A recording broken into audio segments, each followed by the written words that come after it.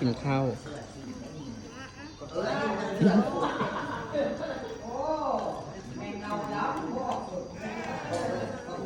เป็นเงาดำได้รู้จักว่า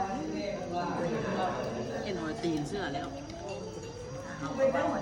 นนั่นเองเขาออกดำห้อยรับมันว่าอันนี้ก็มีดำโอ้มีแต่ดำนี่ได้เชื่อกับเชื่อคงกินงานเลยมาตะลุยบ้านเลยที่มามาเมื่อเช้าเนี่ยอะไรแม่บอลแกงจะฟักมาเลย เขาออกเขาออกดำมันกับเขาออก